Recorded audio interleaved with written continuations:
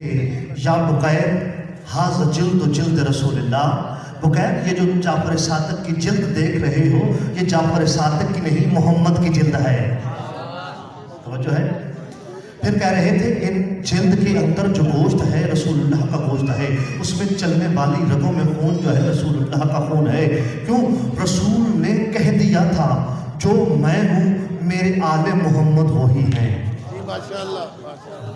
کائنات کی رحمت نے آنکھیں کھولی۔ آپ کے لیے دو جملے، ایک جملہ یہ کہوں گا کہ کائنات کے رسول نے زمانہ جہالت میں رہ کے منکروں سے کافروں سے منوا دیا کہ صادق بھی تو ہے اور امین بھی تو ہے۔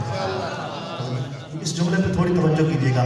کافر مان گئے تو صادق بھی ہے اور امین بھی ہے۔ تبلیغ نہیں کی، یہ نہیں بتایا کہ میں محمد مصطفیٰ اللہ کی طرف سے چنا گیا رسول ہوں اور تمام انبیاء کا سردار ہوں، نہیں۔ جیسے آپ لوگ رہ رہے ہیں اسی طرح لوگوں میں رہ کے اپنا کردار دکھا کے کائنات کے رسول نے زمانے بھر کو بتلا دیا کہ صادق بھی میں ہوں امین بھی میں ہوں۔ کافر تھے، انہیں کہا کہ اگر ادھر پہاڑی کے پیچھے پشت سے کوئی حملہ کر دے، کہا کر سکتا ہے، میں کہوں کرنے والا ہے، ہم مان لیں گے، آؤ تم دیکھو اور ہو کوئی نہ۔ وہ کہتے ہیں ہم اپنے آپ کو اندھا کہہ سکتے ہیں، تمہیں جھوٹا نہیں کہہ سکتے۔ ہم اندھے ہو سکتے ہیں، تیری زبان پہ کذب آ نہیں سکتا۔ یعنی کافر مان گئے۔ پھر کہا کوہ ابو قبیس پہ قولوا لا الہ الا اللہ، اللہ کا کلمہ پڑھو کہ وہ واحد ہے، نہیں کوئی معبود مگر اللہ، نہیں کوئی معبود مگر اللہ۔ انہوں نے صاف انکار کر دیا، یعنی کافر تھے تو انکار کیا، کافر تھے تو انکار کیا۔ وہ کافر جو اللہ کی توحید کا انکار کر رہے تھے، وہ رسول کی صداقت کا اقرار کر رہے تھے۔ توجہ کیجئے گا، مسلمانوں نے نہیں، جو کافر توحید کا انکار کر رہے تھے وہ صداقت رسالت کا اقرار کر رہے تھے۔ تو یاد رکھیے گا، جو کافروں سے اپنے آپ کو صادق کہلوائے اسے محمد کہتے ہیں، جو منافقوں سے صادق کہلوائے اسے یہ جعفر صادق کہتے ہیں۔ منافقوں کے مجمع میں جس نے اپنے آپ کو صادق کہا۔ رسول رحمت بن کے آئے ہیں، رسول رحمت بن کے آئے ہیں عالمین کے لیے۔ کیسے رحمت بن کے آئے؟ طائف میں جاتے ہیں، اسی پہ اختتام برادر پڑھیں گے، آپ برادران آنا شروع ہو گئے ہیں، بس ان کے لیے ایک ہی جملہ۔ جب طائف میں گئے تھے تو طائف والوں نے ظلم کی انتہا کر دی تھی۔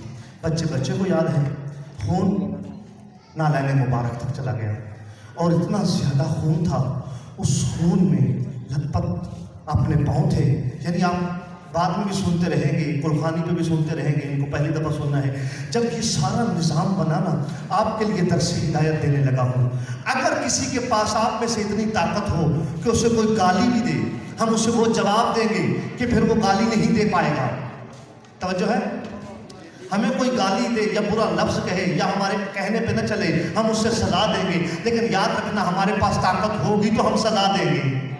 جس کے پاس طاقت ہوگی وہ سزا دے گا۔ کائنات کے رسول کی طاقت بتانے لگا ہوں۔ جب طائف والوں نے ظلم کی انتہا کر دی، اللہ کا فرشتہ جبرائیل امین، روح الامین، روح الامین یعنی وحی امین، یعنی اللہ کی وحی کا امین جب نازل ہوا، کہنے لگا یا رسول اللہ، یا رسول اللہ، وہ اللہ اپنا سلام دیتا ہے، وہ اللہ اپنا سلام دیتا ہے اور ارشاد فرماتا ہے اگر تو محمد ہمیں اجازت دے دے تو میں ان دو پہاڑیوں کو آپس میں ملا کے طائف والوں کو کچل کے راکھ کر دوں۔ یعنی یاد رکھیے گا، آدم پہ سختی آئی، آدم نے کہا یا اللہ ان پہ رحم فرما۔ یہ جو بھی جس نبی پہ جو سختی آتی تھی وہ امت کے لیے بد دعا کرتا گیا۔ یعنی ایسے کیوں نہ کہوں، نوح کو امت نے تنگ کر دیا، اللہ کے نبی نوح علیہ السلام نے کہا اللہ عذاب بھیج، اللہ نے کہا تبلیغ کر، یا اللہ عذاب بھیج، اللہ نے کہا ابھی تبلیغ کر۔ یعنی وہ بہت لمبا واقعہ ہے، اسی کو چھوڑتا ہوں یہیں پہ کہ کتنا عرصہ گزر گیا، کتنی کھجوروں نے پھل لیا، پھر اگلی کھجوروں نے پھل لیا،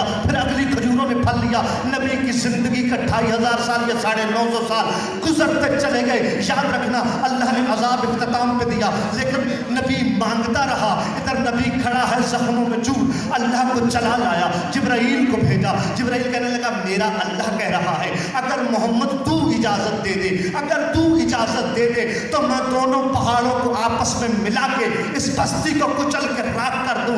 کائنات کے رسول کے چہرے پہ مسکراہٹ آئی، زخموں سے چور چہرے پہ مسکراہٹ آئی۔ مسکرا کے رسول ایک ہی جملہ فرماتے ہیں اللہ سے جا کے کہنا اگر ان پہ عذاب ہی بھیجنا تھا مجھے رحمت بنا کے بھیجا کیوں تھا؟ مجھے رحمت بنا کے بھیجا کیوں تھا؟ تمام مومنین کو میں جشن ولادت آمد مصطفیٰ صلی اللہ علیہ وسلم اور جشن میلاد حضرت امام جعفر صادق علیہ الصلوۃ والسلام کی